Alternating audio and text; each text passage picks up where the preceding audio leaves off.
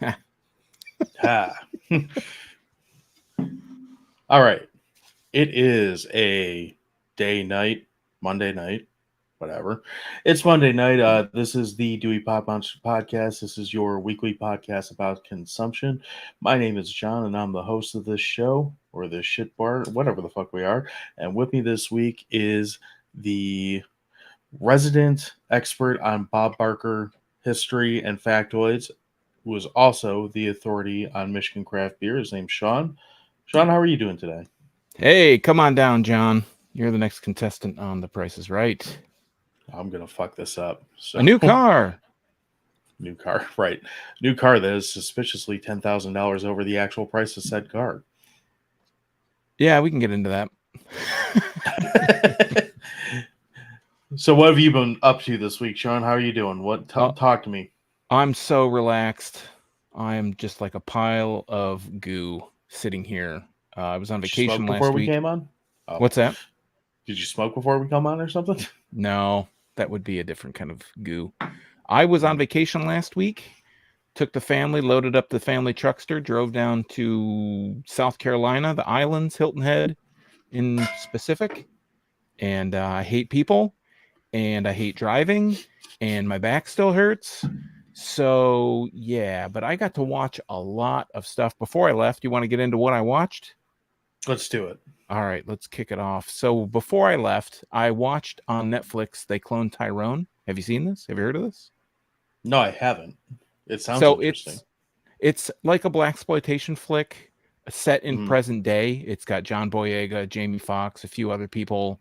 It's kind of like a blaxploitation noir mystery film about the government trying to placate black people, and it looks like a blaxploitation flick. They put a lot of like false grain on the footage, like cigarette burns on the corner, all that type of stuff.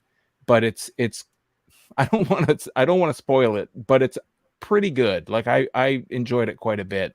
They put things in products that people use in the inner city, or stereotypically used in the inner city, playing into that kind of blaxploitation thing. Sure. Jamie Foxx plays a pimp, and John Boyega plays like a local, I don't want to call him like a Robin Hood character, but he's kind of like a drug dealer, gangster kind of guy who gets in these scraps. And you find out pretty early in the movie, he gets shot and killed, and then he wakes up the next day as himself again, and he doesn't really remember what happened. So it's a pretty interesting flick. It fits into the vibe of the movie we're going to talk about today. Going back to your Bob Barker stuff, on my vacation, we watched on Pluto TV. It's the same on Roku TV. I think on Plex TV, it's the same. There are these services, or at least these three different streaming services have, they have live TV, and they have all these different channels that are just one show. So we watched, I have to say, at least 20 episodes of The Price is Right, the Bob Barker era. And it's all like 1979. At least what we watched was like from 79 to about 84. And the only reason I place 84 is one of the new cars that someone could have won was the brand new, all new Pontiac Fiero, which came out in 85, I think was when the first model year was, but it was on sale in 84. My sister had a Fiero, and I fucking hated that thing. My friend had a Fiero, and his brother had a Fiero, and he totally like fixed it up, and he's painted it all yellow. His brother painted his Fiero some other color. We did lots of debaucherous things in that Fiero. But the one takeaway, as you do, the one takeaway from The Price is Right and the late 70s, early 80s, and hopefully this doesn't offend anyone, like nobody was fat. Yeah. All that processed food, that'll do that to you. Yeah, I could see that. So, do you have any other? Oh my god, dude! I watched so much stuff. I watched the new Dark Side of the Ring. I got some of these updates on while you were gone, but that's right. Yeah, that's right. Bob Barker specifically. Yeah, let's Wrestler Corner, because I have a Wrestler Corner bit too. So did you do the Bam Bam episodes or a newer one? I watched the Bam Bam, but the newest one that's Bam Bam Bigelow, Beast from the East, is the Dark Side of the Mhm. Ring, but they had Bash at the Beach, which there was a pay-per-view for WCW in the whole NWA, NWO era, Right. New World Order, NWO. And that's basically this. Same thing. Yeah, it's this I was gonna say Price is Right. It's this pay-per-view that a lot of people mark as being like the end of the WCW before WWE bought them. And Right. what basically Vince Russo was a writer for WWE during that whole Attitude Era, and he got let go. And he ushered in like how they did little vignettes and how they kind of treated the show. It was a little bit more adult, but they would have like shorter matches and these little backstage things smushed into it.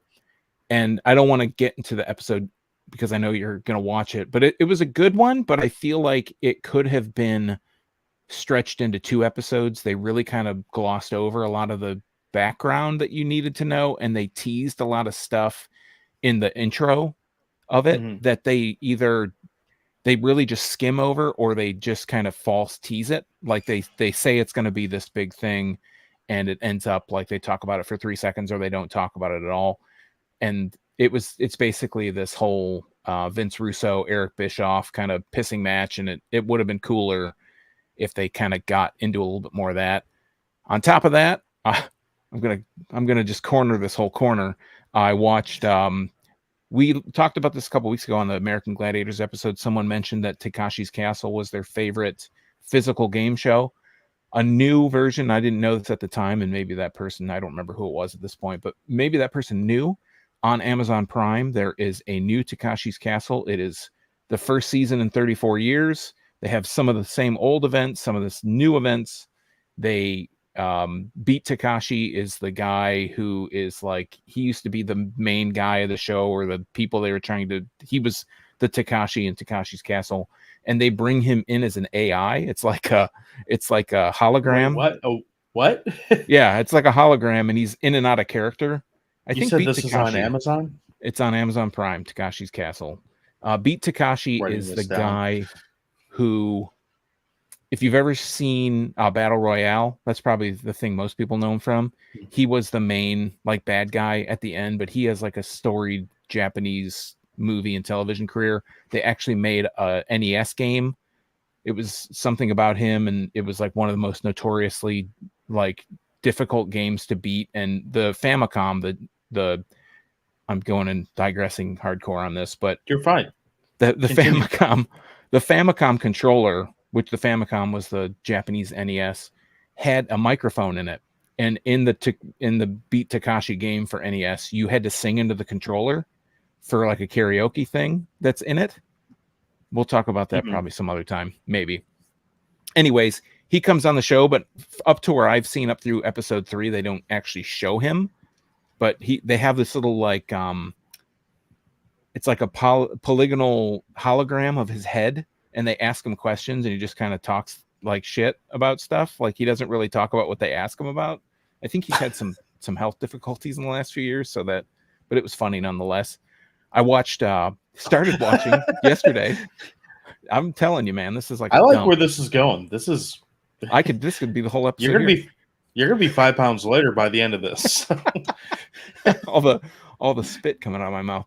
I watched a show on Amazon Prime. Another one is a BBC show. It's called Fake or Fortune, and it's from the 2011. And what they do is they take paintings that people either think are by masters or that they found. They just kind of follow these paintings in the art world. Like the first I've only watched the first 2 episodes. The first one, somebody thought they had a Monet, and I thought Monet was like from the 1800s, but he died in 1920, so go figure. And they try to prove that this is a real Monet. I won't get into all the specifics because it's very long and winding road. They also, the second episode, someone has a painting that their father found. They call it a tip. And I think what it is kind of like it's not a pier, but it's just a outskirt, like next to a lake where you can fish. He found this tin with this painting in it, and he gave it to his daughter, and they went on Antiques Roadshow in the UK, and they found this painting was from the guy, I forgot his first name, I don't remember, but his last name is Homer. Dope. And so they find this painting, and they get it appraised on Antiques Roadshow, and they say it's probably worth like 30 grand, and they are going to sell it at Sotheby's, the auction house, and they value it at being 120 to 250,000 pounds, and it come to find out, like, as in the English pounds, okay, British not pounds. like weight, not weight, no. Okay, That just would making sure. That'd be crazy. Yeah, we thought it was like 25,000 pounds, and then we weighed it, and it was 130. I don't know how that would happen, but hey, off slightly. Stranger Things. Yeah, off fucking a metric pound system. or two. But the guy that finds it, he gives it to his daughter. She tries to sell it, and the auction house contacts people to make sure that it's not stolen or that it's not fake, or they try to authenticate it and all this stuff. It's like an unknown work by this guy, and come to find out, the people that lived nearby who had it, the painting was in their family, but they didn't know, claim the painting, and it gets hilarity ensues, right? Other than that, I've been reading a book because I'm on vacation. I was by the pool and got severely sunburnt. I'm reading The 90s by Chuck Klosterman, which is a really good kind of nostalgic, factual look at events of the 90s and how the 90s kind of changed things with the internet and music and TV, movies, like all the cultural, pop culture, political things that happen that kind of shape the future, things to come. I'm not a huge Chuck Klosterman fan, but it's basically the same TV shows you watch, but in book form. Yeah, it was a lot of nostalgia. I was taking snapshots and sending pictures to people, like, "Oh, remember this?" Stupid shit like that. And yeah, and other than that, I going along, wrapping it around like a good comedian would. I hate people. I went to Buc-ee's, which is their truck stops. They're like the world's largest truck stop, supposedly. I think there's like 15 of them. They started in Texas. I went to the one in Cedarville, Tennessee, on my way back from South Carolina, and I would be okay if I never set foot in another one again. And if a bomb was dropped on Buc-ee's, I don't think many people would be missed. I think that Buc-ee's is an absurdist comedian's take on a bad joke, and it's like American consumerism at its lowest. I think it was like let's make this thing the biggest place in the world, and we'll just see if people come. And it's just like consumerism gone wild. We were talking about this a little bit before we started recording, and if anyone wants to respond to us, whether it is in the comments on this episode, on this YouTube video once this goes up, or I don't care, social media, however you want to do it, if someone can explain why Buc-ee's is as fucking popular as it is, I'd love to hear it. I've never been to one, but I have zero interest in going because it just seems like a Walmart, a Costco, and a gas station all crammed into one just to shove it right up your ass. Yeah, all those bad things about it wrapped up in one thing. Yeah, and then they give you a shirt with a fucking beaver on it, and you act like you're some kind of, hipster or so. I don't know. I got a shirt. Oh, good. I should have wore it. Instead, I had my Niagara Falls shirt on. I was wondering what that was. I like the 80s vibe on it. So yeah. So Niagara Falls. Yeah, so but that's all I watched, John. Not much. I didn't watch that much. I watched a couple things though. I did not watch that much. I had a kind of, so we already kind of touched on a little bit. I watched the Bam Bam Bigelow episode of Dark Side of the Ring. Really, I liked it because I kind of had a soft spot for Bam Bam because I had a interaction with him at a SummerSlam event when I was a kid. Whatever his side chick's name was that was on by the ring, I don't remember her name. I went and saw SummerSlam as a kid in the Palace, and wherever my dad was working at the time, he somehow got a suite, which happened to be right by where the aisle was that the wrestlers were all walking up. So Bam Bam comes out, walks up there. He's, looking crazy and all whited out and, typical wrestler. And his chick came and licked the side of my head and then proceeded to go to the ring. I was like, I am never going to wash my head again. Well, I was like, I don't know how to feel about this. I feel kind of gross, but I'm kind of okay with it at the same time, I guess. I don't know. So I have a soft spot for Bam Bam Bigelow because of that, oddly. But that episode totally plays like if you said, like, write me a story about how every wrestler is a piece of shit, this is pretty close to how it would probably go. in a lot of ways. You think the Bam Bam one was how he was a piece of shit? I thought it was how he was a pretty nice guy. Well, more so just the drugs that he got into and all that type of stuff. So Yeah, he seemed sounded like like a he good cared about guy. his family a lot. So Yeah, he seemed like a good guy. Just kind of fell into, all bad habits. painkillers. Yeah. Um, the most entertaining thing I watched outside of our topic this week is a movie from 1986 called Reform School Girls. Now, I mentioned this to you like a while ago when we were out randomly drinking, and I found someone sent me a video of that, like these women just beating the shit out of each other in what appeared to be a prison and like in their underwear. That's basically what this movie is. It's like an hour and a half of women who are. It's not technically a prison; it's a juvenile facility, but for some reason, every woman is like reduced to only wearing their underwear in it, and there's a lot of bad fighting and like the 18-year-old is like Wendy O. Williams, who's like clearly 40 in this movie. um, that's not even a negative. Like if I look this good at 40, that good at 40, which I'm 40 and I don't look that good, I would be happy about it. But it's a pretty entertaining movie, and frankly, it's the kind of like garbage that I'll probably disappoint you and make you do an episode about at some point. So I won't harp on it too much right now, but it's on Tubi. So if you want to watch that and do some homework before we talk about it, you go right ahead. A separate podcast was talking about the movie Hatchet, which are you familiar with that? I have not seen it, but I know of Hatchet. Okay. So I'm not going to go tell anyone to like rush out and watch any of these, but I got through Hatchet 1 through 3 over the course of the week. I should rephrase it. I had actually I had seen the first one and it was okay. And I had never seen 2 or 3, but I saw people talking about it. So I was like, well, these are on Tubi. I might as well check them out and see what they are. And they're fine for what they are. Like every one of them has some stuff that you like. It's your typical like early 2000s slasher movie that is so fucking dated with the bad music that they chose to like put in it. Like every single intro and outro is just this like new thrash metal like rap rock shit that's just playing way louder than it needs to be. And it's the kind of thing that as soon as it comes on, you're like, well, it's 2004 all over again, or whatever the fuck year this took place in.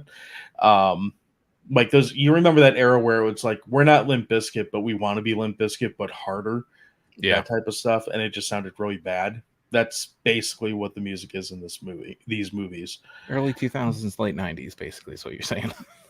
More just early 2000s. I'd say this Okay. is like post Woodstock 99. So Okay. this is The without fall looking up of new metal. Yeah, this is without looking up the years right now to see, because I don't care that much.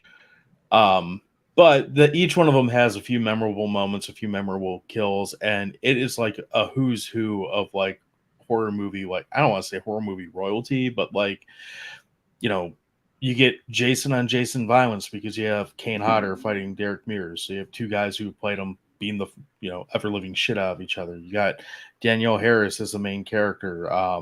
Candyman's in this. Fucking Robert Englund's in the first one. It's just, you could go through and you literally see like every person who's not dead at the time these movies were made. You're like, oh, well, you managed to get them come in for at least one shot. That's cool, I guess. So not literally dead. Yeah, not like okay. real life dead. So okay.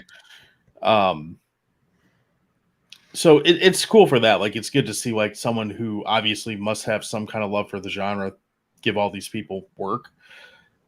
But the movies as a whole, it's like, all right, whatever. So like, it doesn't leave you.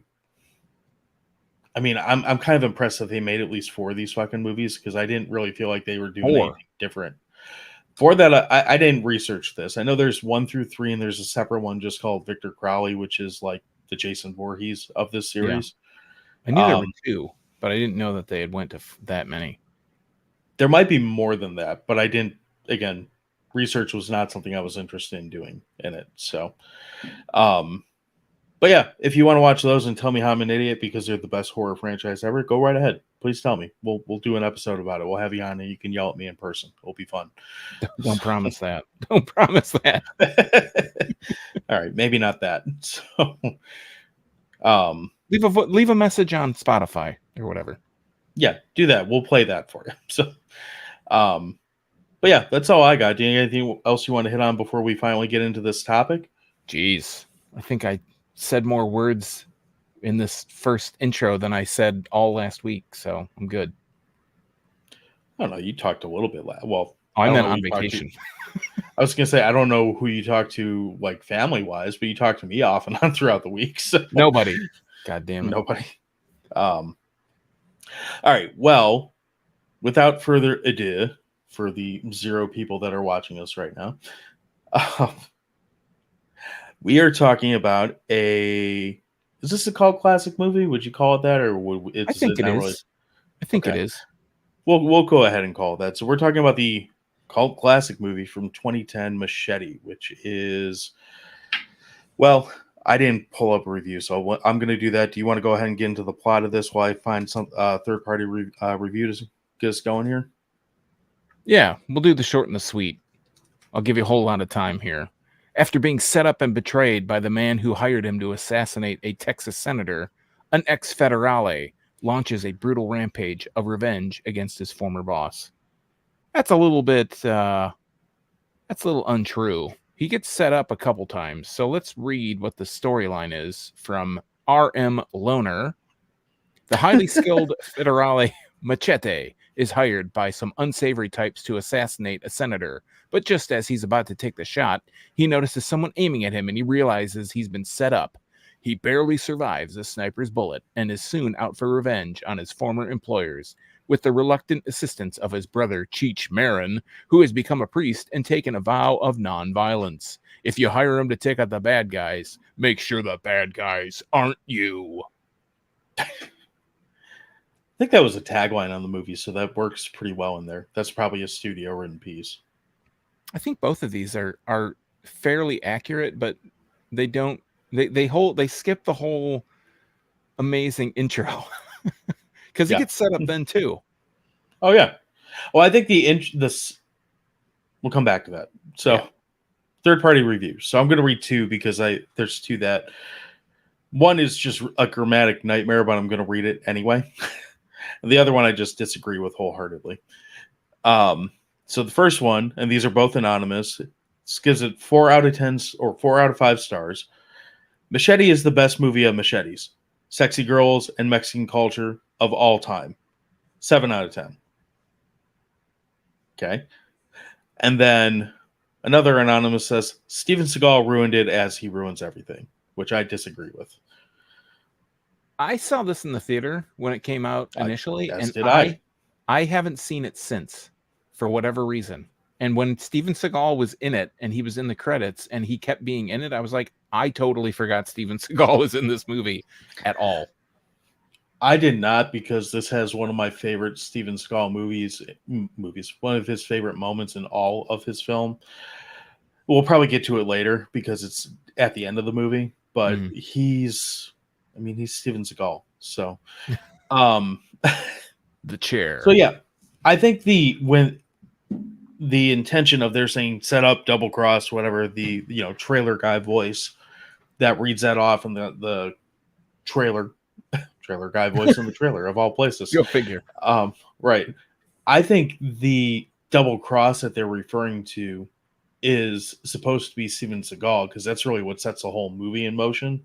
Yeah. But you're right, he gets fucked over kind of throughout this whole movie. I can't, thinking back on it, I can't remember. They do the setup at the beginning, and then it says does it say 2 years later that this takes place after that whole setup? I think so. I don't remember now. It wouldn't make a whole lot of sense for it to happen 2 years before. No, that wouldn't make sense at all. But there's several things in this movie that don't make sense. I mean, there's a scene in a hospital where he uses a oxygen tank that gets shot to propel him across the floor of this hallway. But he's not under. And he is under the sheep, Where? but that's the thing. They give you an extreme close up of this cart going by where I know Danny Trejo is not like the biggest guy as far as height is concerned, but I mean he's a pretty good sized human being. He's pretty buff and all that. A person would be visible under this, and Yes. he just appears like several seconds later behind these dudes. Well, So it's not to get into semantics, but there's like a sheet on top of the tank that they yeah, shoot, and that's what propels it down the hall. But you can see under on the bottom shelf of the rack, and there's nothing there. Like, right. he'd have to be holding on to the underside of the cart to not be seen. Which But it's funny I don't. regardless. Yeah, it's great. So Let's go through the cast real quick, because this has a whole lot of motherfuckers in the cast. it's a great cast. It This is is. like go ahead. Let's get started here. All right. Well, we have Danny Trejo as Machete. We got Michelle Rodriguez as Close enough. Luce. She. Luce. Yeah. She. We have Robert De Niro as Senator McLaughlin, Jessica Alba as Sartana, Agent Sartana. We have Steven Seagal as Torres, Jeff Fahey as Booth. We got Cheech Marin as Padre, Don Johnson, which I think this was like his first, like a bigger His first movie in a return of while. his. Yeah, like the first appearance in a while. Shea Wiggum, which I never buy him as a tough guy, but he's always a tough guy in movies, so I always find that kind of amusing. We've got Lindsay Lohan as Jeff Fahey's daughter. We've got Tom Savini as Osiris, which is awesome. I love his commercial. It's another I love his commercial because he is putting an arrow through Machete's head in his commercial, which he hasn't been hired to kill Machete yet in the commercial. Know who Machete is yet, but he's shooting arrows. Yeah, he's doing those like push-ups, those crazy finger like, push-ups or whatever. Yeah, it's just there's a commercial on TV to hire Osiris, and that's pretty much where the big like people that you would recognize in the cast. But it's like a dozen people roughly right there that just fell out. This is like an all-star ensemble cast to show up for, as we should mention, director Robert Rodriguez to make this like Mexican exploitation film. This cast alone should have like blown the budget of this movie. Had a $10 million budget, $10,500,000. There's several people in this cast that could command that kind of paycheck just for being in the movie. A movie, yeah. De Niro for one, probably. De Niro's at the top of that list. You could probably get close to that for Cheech. Like, he's probably in demand enough, like, just because people know who he is at this point, and nostalgia sells. So, and I think that just with it being helmed by Robert Rodriguez, he called in a bunch of favors. Obviously, like this was a trailer during Grindhouse, was it not? Yes. So that's the whole genesis of this. This was technically the second movie that came out of Grindhouse. So the first one was Hobo with a Shotgun, which is kind of weird because that trailer did not play in the theater when Grindhouse came out. And Grindhouse wasn't exactly a financial, I mean, it didn't lose money, but it wasn't like a big hit. I think it did like 25 on like a $20 million budget, something like that. And Hobo with a Shotgun was one of the like deleted scenes that ended up on the Blu-rays or the DVD, probably DVD at that point, the DVD set that came out. This was the second movie because if you saw Grindhouse in the theater, this was the movie, like the trailer that everyone was like, well, you gotta fucking make that movie. That just looks like a shit ton of fun. And they were right. So I want to say while we're talking about the cast though, Jeff Fahey outkicks the fuck out of his coverage in this movie and really pretty much every movie that he's in. But like, he's great in this movie, and he's a shithead, but he totally carries, like, he really is the glue that carries most of the story together in this movie, more so than Danny Trejo, certainly more so than Robert De Niro. Like, he's the guy who kind of threads the needle to get you from the start of the story to the end of the story.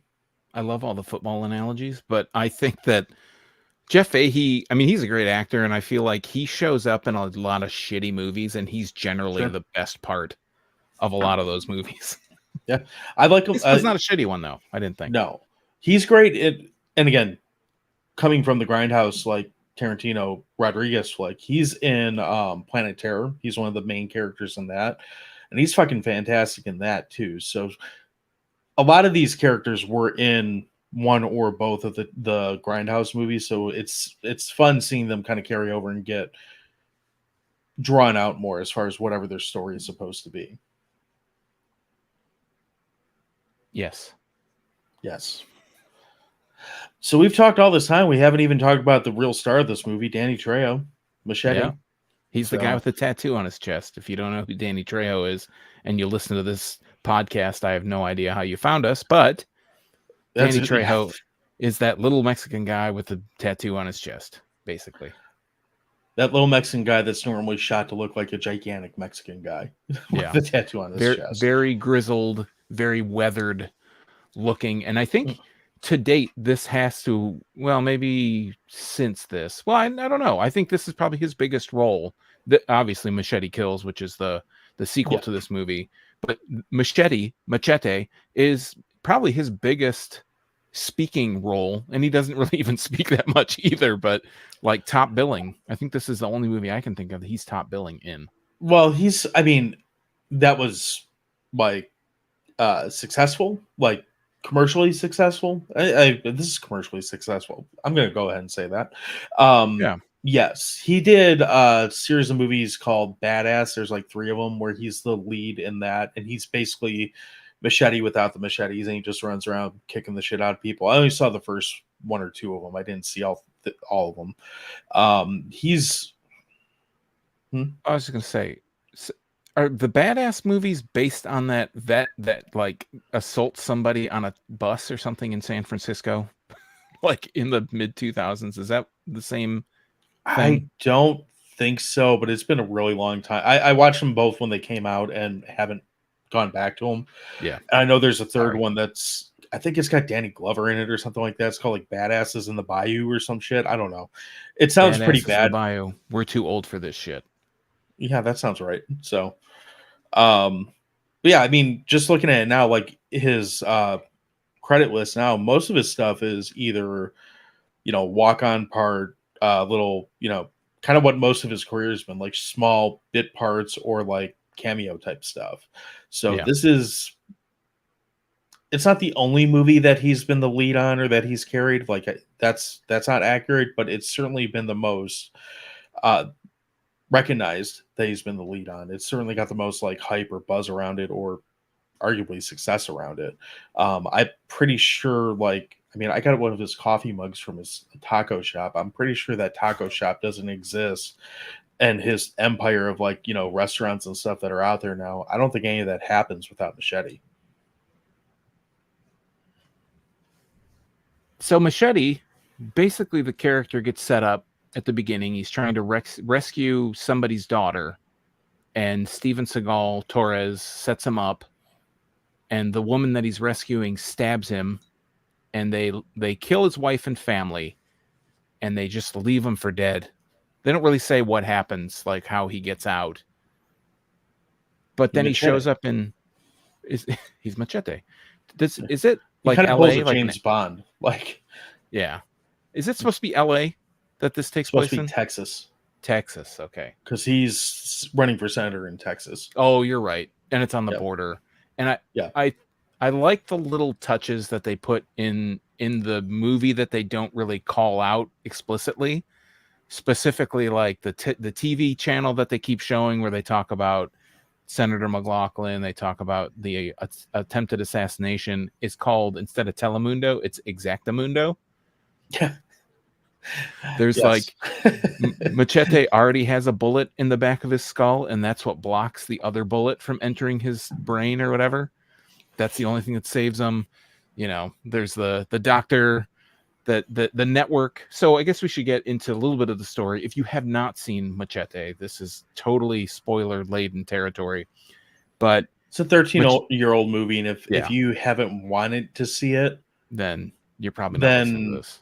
You're probably not listening to this, but you should see it. You should see it, and you probably have a fairly minimal history with exploitation or this kind of movie, what it's going for. before we get into it real quick, one of the things before we were, got on tonight, I watched a couple like old reviews of this movie, just to kind of see what other people were saying.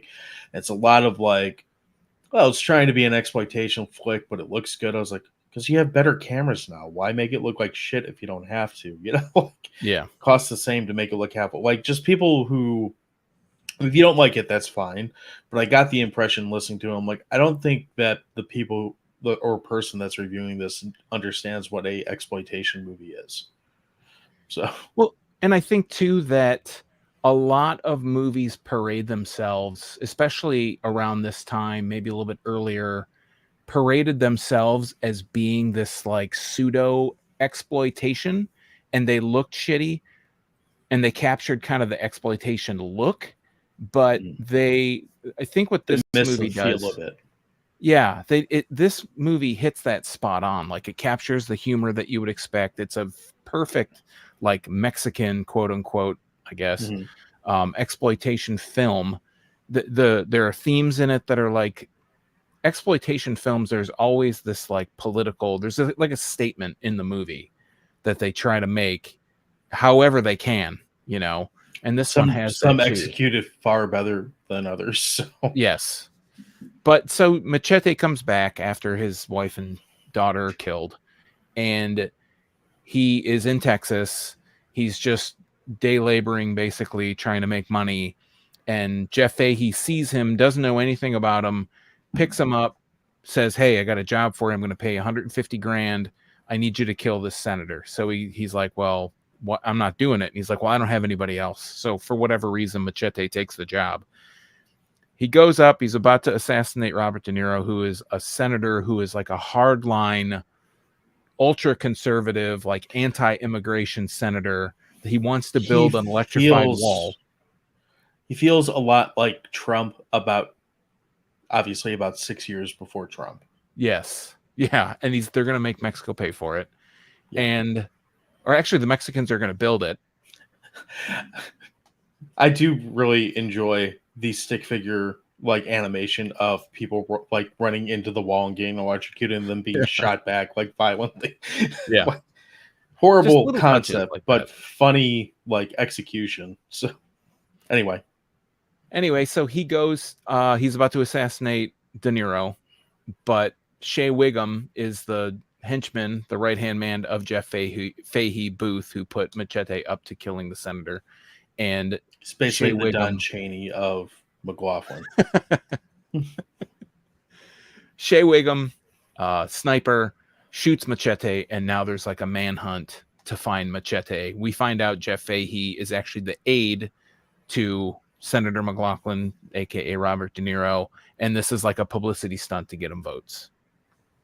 So while all this is going on, there's also the story that's unraveling between Michelle Rodriguez or Luz, or she got a couple different names in the movie, where she is running a taco truck and essentially running a underground network that is getting people across the border. And they kind of make it sound like she can take them to Mexico or bring them in from Mexico, either way, depending on how you hear it later.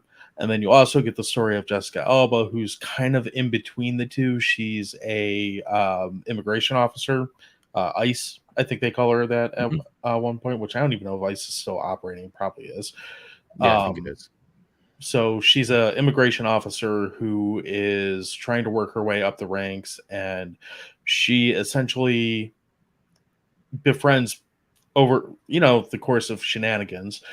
She gets to know Machete and kind of ties the two of them together and becomes reluctant hero, I guess you could say, of the movie. I think initially, and then she kind of turns to get onto Machete's train. Right. So yeah, that's kind of where you start with this movie. Is you have these 2 or 3 different storylines that are all kind of colliding, and in the middle of it is basically just a tale of carnage that has Machete at the middle of it. This is a really great, like, ridiculous action film. This follows the long lineage of Robert Rodriguez movies, but also like this B action style movie split with this exploitation storyline.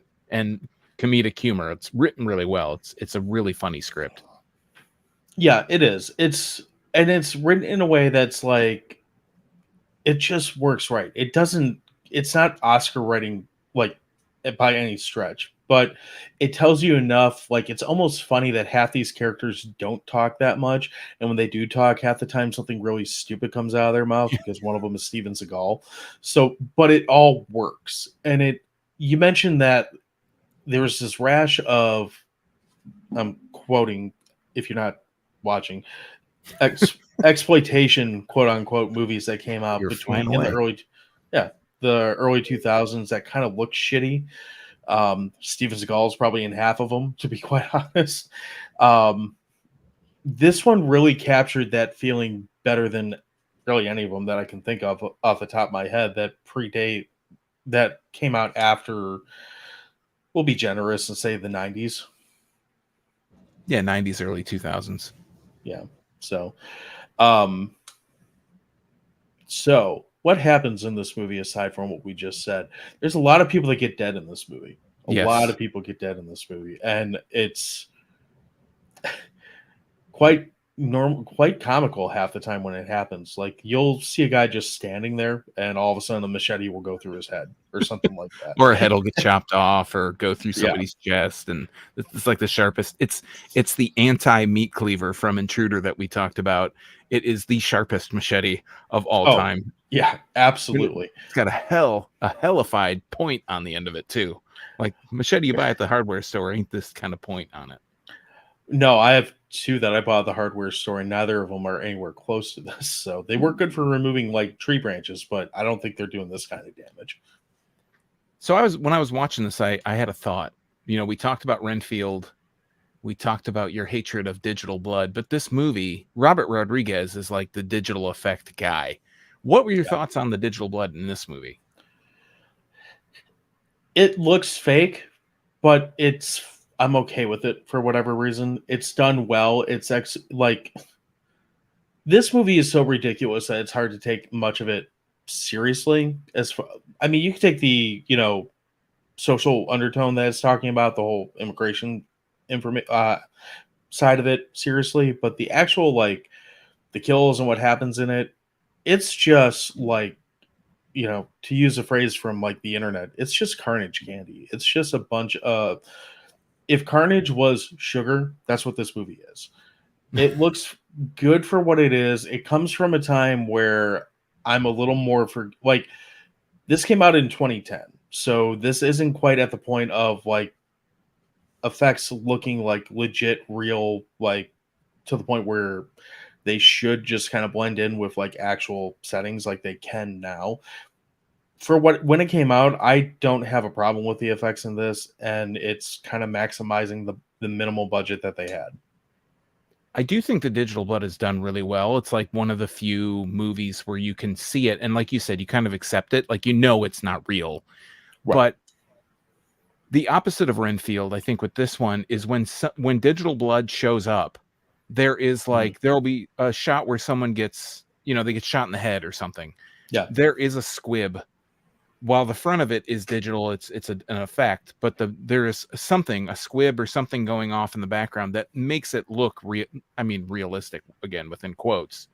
But even there's a scene where someone gets like they're laying on the ground or something and he hits them with a machete and his face like splits open. It doesn't look like a real effect. It doesn't look practical, but you see it for such a split second that it's not as jarring, I think, as what a lot of filmmakers that use digital effects do is they linger on stuff too long, and it really takes you out of like you get the shock, but because it lingers so long, you then are like, oh yeah, this is totally not even close to being effective, I guess, and what they're trying to go for. Yeah, it's interesting because I'd say this is a dramatically more violent movie than Renfield. Like Renfield, yeah. if you were to put like a digital blood count on it, like if you could somehow put that into ounces or whatever, you might have seen more, like actually seen more blood in Renfield. But like the actual things that happen in this movie between heads getting cut off and heads getting blown up, I mean, when Machete gets out of the hospital, they're like, "Well, that's a bone scraper. We use it to scrape bones and use it, whatever." And immediately proceeds to use a dude's intestines as a rope to jump out of a window and like propel Yes. himself down to another, another floor. It's a whole different feel. It's honestly the scenes, the way they do it, it's got that shock, like you're saying, but because they'll mix in like him using this dude's intestines as a rope, it's got this like comedic element Yeah, too, like and absurdity. it doesn't feel like comparing it to Renfield. Renfield had this like not real. It's not realistic. That's not the right word, but it had this modern storytelling. It's the comic book feel of it that I don't like. More than like I'd probably forgive the bad splatter effects and all that if Mhm. I didn't feel like I was watching a Dracula version of X-Men or pick your comic book title. That's why I didn't like about it more. So is it lingered too much on it and it didn't give me enough entertainment in how it was delivering it. Okay, I could see that. Yeah. So yeah, this it didn't linger as much on it and it did entertain me in how it delivered it with bungee jumping intestines or whatever. And I like So, setting up that scene. It's when he's in the hospital and he's laying there, the nurses from the network, and the doctor's like staring at one of the girls' butts, and she's like, I can feel your eyeballs in my uterus. And he says, well, at least it's not your colon. And then he proceeds to tell her, well, the human body has 10 times, or what is it, 5 times the length of intestine of the height of a yeah, man, a normal. She's like, oh, the intestine's 30 feet long, and then that goes into the bone scraper, the like cat of nine tails with all those blades will cut your flesh that like butter guy or something. that guy's plays the same type of role. He plays an ER doctor in Planet Terror, and it's the same type of thing. Like he's just going over the top on these like really like horrific details about like in that movie it's about um abscesses and pus and dranium and stuff like that, and it kind of leads into where the movie is going to go. It's the exact same thing and it plays out the same and it makes sense, same director, same character, all that, Right. but he does it like flawlessly, and he kind of looks like I know he's not, but like I always do every time I see him, I do a quick double take. Like that's not Andy Richter, right? And it's not like, and it probably doesn't even look that close to him. Like if I put them right next to each other, like well, they don't look at Yeah. all alike. But Wait, this guy's like a that's foot always taller than Andy Richter. yeah. But he's almost got that like kind of sidekick buddy character that just works for this kind of movie, and he's just quirky enough to, he's only on screen for maybe a minute and a half, something like that. Like, but he's memorable in this movie because of it. So, Yeah, I just love that he gives those little facts, and then they instantly throw yeah. the fact that he used into the movie. That you get to watch. Yeah, Do you have absolutely. any like complaints about the movie in general? Honestly, not really. This is a hard movie for me to. So, this movie kind of hit on all cylinders for me. Like you mentioned that you saw this in the theater. I also saw this in the theater. I've seen it several times since then. This is kind of in my rotation of movies. Like I've had a few too many. I just want something fun to watch. I don't have to think about. This is one that often gets put in. So, you mentioned you haven't seen it since the theater. I Mm-mm. watched it 3 times this week and I was perfectly happy about it. So, I mean, don't get me um, wrong. I loved it in the theater. We went on opening night. We really wanted yeah. to see it. It was like my friends and I just thought this was the best movie at the time. Just for some whatever reason, haven't watched it since. Yeah, I don't have any real like I mean, there's little nitpicky things. Like it's a far cry from a perfect movie. Like there's we mentioned like how he's not under in the hospital scene when he's trying to break out. He's clearly not under this like cart that's flying by, but he appears miraculously. It's almost like fucked up to the point like did they intend for it to be that fucked up, or did they just fuck up and not have him under the cart, or you don't know, but it's kind of the kind of movie that it is and the feel that it has. It doesn't matter. Like Yeah, it it, feels like it's intentional, even if but it's whether not. it is or yeah, that's the thing. Whether it is or not, it works because of that level of or lack of detail to it. Yeah. I Um, feel like my only complaint with it is I feel like the end. This is an hour and 44-minute film with the credits, and it feels like towards the end. I can't really put my finger on when it is, but it just starts to feel like it starts to crawl a little bit towards like the center portion of it. Maybe the Cheech Marin, like when they first start talking, or even after that church scene where he blows all those people away. There's just a point in it. I think maybe even after Jeff Fahey leaves the movie, it just starts to feel like it slows down. It probably could be tightened up. Like you could probably shave 5 to 10 minutes off this movie and make it a little bit tighter without too much of an issue. There's never enough of a lull for me where I see what you're saying. Like it does feel like the second or the third act kind of drags a little bit, but there's always something going on either in the background or kind of just off camera. Like not just off camera, you wouldn't see it then, but just kind of there that it might not be part of the main story, but there's always something going on the screen that you're like, well, that's kind of fucked up and funny. Like you see like a very long, like in the big climax of the movie where, the network gets activated and basically every, Mexican that's crossed the border, presumably since this network has been set up, is mobilized and militarized like instantly, which makes for a very interesting looking army basically. But you're watching this very long scene where they're storming this gate and they're coming in lowriders and they're on bikes and they're on, motorcycles and all this shit and they're running. And you get this one dude who comes running in. I can't tell if it's an ice cream cart or a hot dog cart or what, but he's got like an assault rifle and like some kind of food cart that he still brought with him to the fight. And little stuff like that, like you'll catch, and it still makes me laugh. So. Yeah, I just think that there are so many little things hidden in the background, or like I said, little touches. Yeah. I think Rodriguez, because you can tell, like, with Planet Terror, with Grindhouse, because Tarantino's in that same boat, they have a real reverence for this type of movie. They know they're not the best movies in the world, but they Rodriguez, especially in this movie, just puts it all together. It's just, like we said, you don't know if Machete is not under the gurney on purpose or not, and he just shows up. Right. But it fits. It's just like, it's one of those things where like scene missing kind of thing. When they did it, it didn't seem pretentious like it would if another filmmaker or just like amateur or barely, straight to video kind of stuff felt.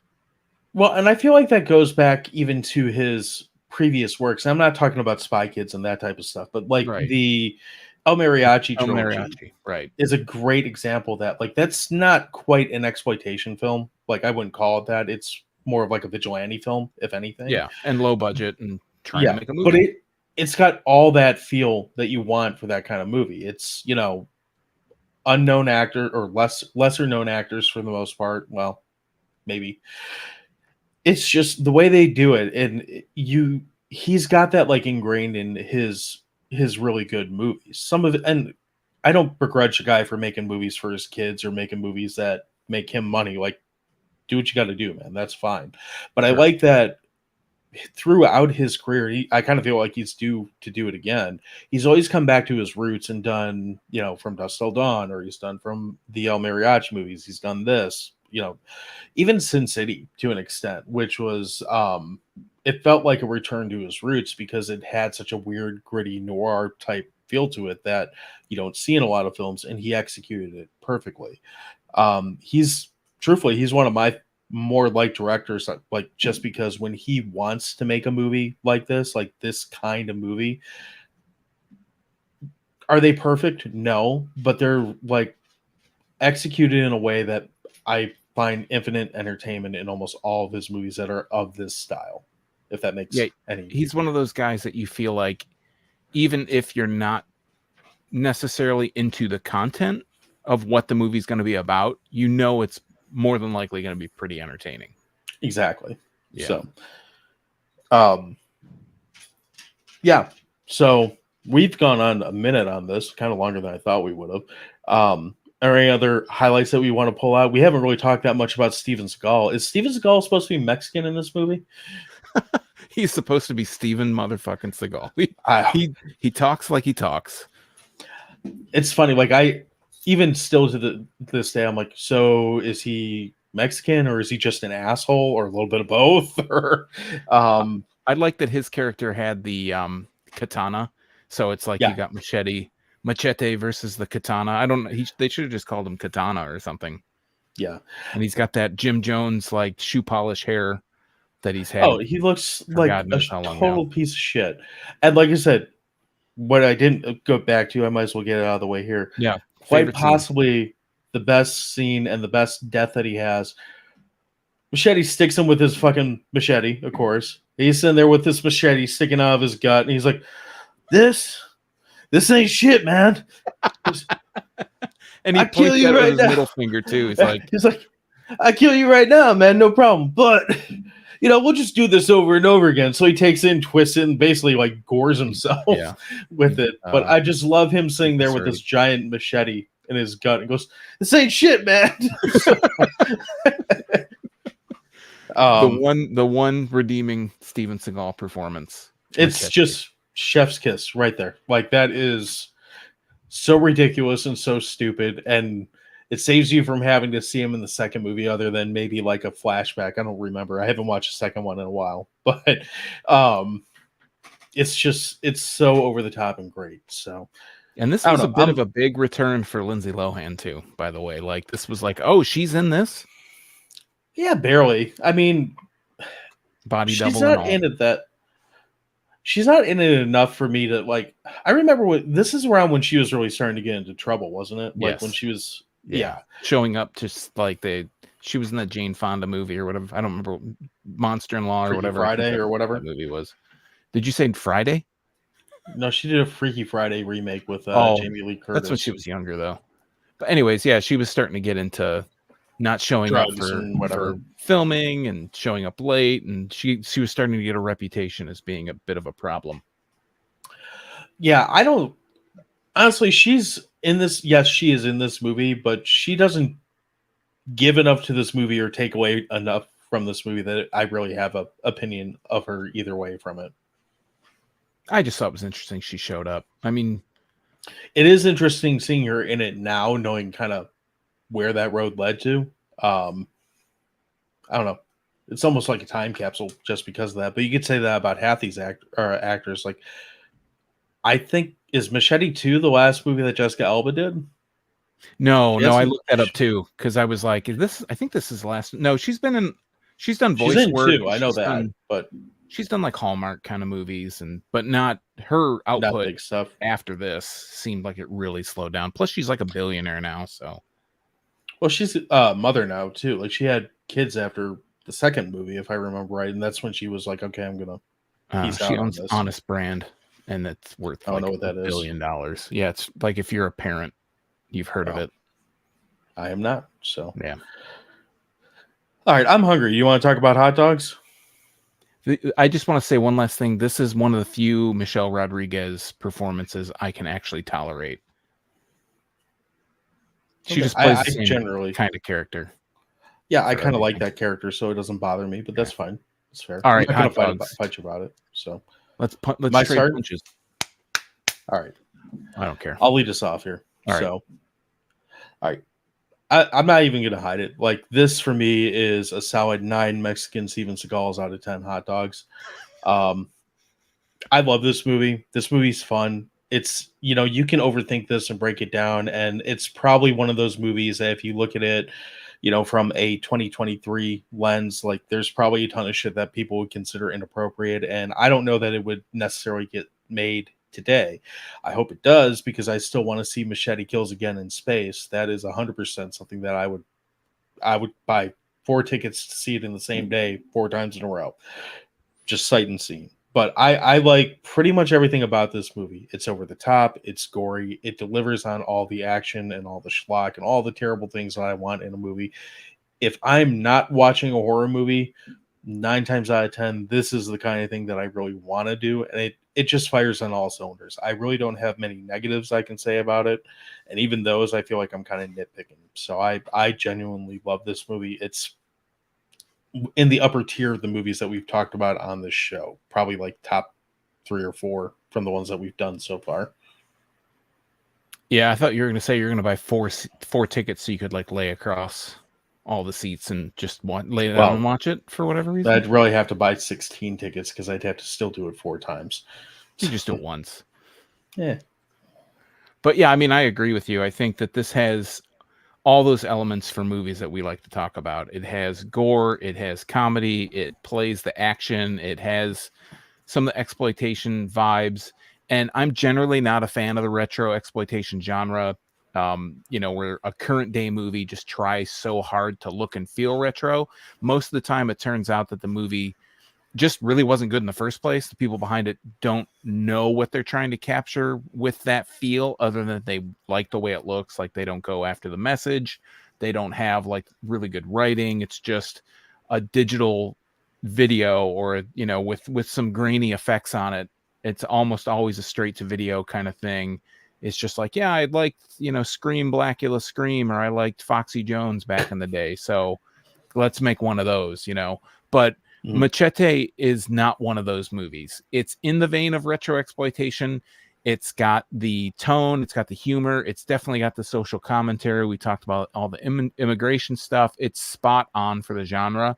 And this is like the perfect role for Danny Trejo. Like, you see Danny Trejo today and you can still say, that's motherfucking Machete. You know what I mean? Like, I'm sure he is people, still that guy. I guarantee you more people come up to him and say, hey, it's Machete, than say, hey, it's Danny Trejo. Like, I have no doubt about that. Speaking of tacos, So, I love the scene where they pull him to get in that fight in the alley near the beginning, and he's just got that taco in his hand. He never throws a punch, but he's just like dodging and takes a bite of his taco. He's just like so nonchalant about the whole thing. Anyways, for me, Machete gets 9 intestinal dives from a hospital window out of 11 hot dogs. This is probably, of the movies that we've watched this year, I would say the only one for me that is better than this so far has been Evil Dead Rise. I thought that was awesome. This is like on that same kind of vibe, that same kind of wavelength, different kind of movie, of course. But if you are a fan of the kind of movies we watch and you have never seen Machete, you need to like watch it as soon as you can. absolutely agree. So if you want to do that, it is also available on Tubi right now. So if this is actually coming out, it just got added to Tubi, so this will release at a fairly good time for that. So Tubi, you could go ahead and throw us some money now, since we're constantly talking about the shit ass movies that are on your platform. But I digress. Let's see. Question of the week. We had a question of the week. We do that once in a while here. So this week, our question of the week was kind of to the point. What is your favorite exploitation movie? Was our question of the week. We only got 2 answers, though, so no one loves us except for these 2 people. That's right. Thank you.